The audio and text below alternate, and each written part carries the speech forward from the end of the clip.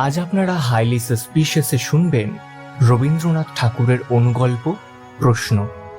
এই গল্পটির যে কোনো রকম কন্টেন্ট পাইরেসির বিরুদ্ধে উপযুক্ত আইনি ব্যবস্থা নেওয়া হবে।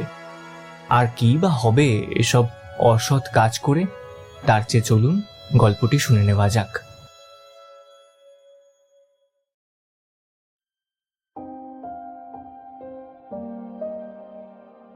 শ্মশান হতে বাপ ফিরে এলো। তখন 7 বছরের ছেলেটি গা খোলা, গলায় সোনার তাবিজ, একলা গলির উপরকার জানলার ধারে। কি ভাবছে তা সে আপনি জানে না।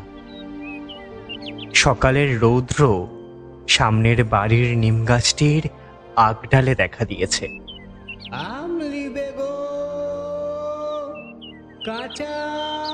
কাঁচা আমওয়ালা গলির মধ্যে এসে হাঁক দিয়ে দিয়ে ফিরে গেল।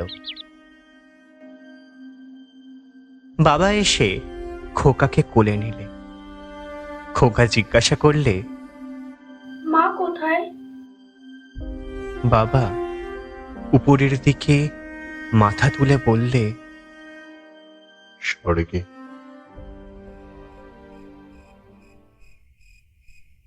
সে রাত্রে শোকে শ্রান্ত বাপ ঘুমিয়ে ঘুমিয়ে ক্ষণে ক্ষণে গুমড়ে উঠছে। দুয়ারে লণ্ঠনের মিটমিটে আলো, দেয়ালের গায়ে একজোড়া টিকটিকি। সামনে খোলা ছাদ। কখন খোকা সেইখানে এসে দাঁড়ালো। চারিদিকে আলো নেবানো বাড়িগুলো যেন দৈত্যপুরীর পাহারাওয়ালা দাঁড়িয়ে দাঁড়িয়ে ঘুমোচ্ছে। উলঙ্গ গায়ে খোকা আকাশের দিকে তাকিয়ে, তার দিশেহারা মন কাকে জিজ্ঞাসা করছে, কোথায় স্বর্গের রাস্তা? আকাশে তার কোনো সাড়া নেই, কেবল তারায় তারায় বোবা অন্ধকারের চোখের জল। আজকের মতো গল্প তাহলে এখানেই শেষ।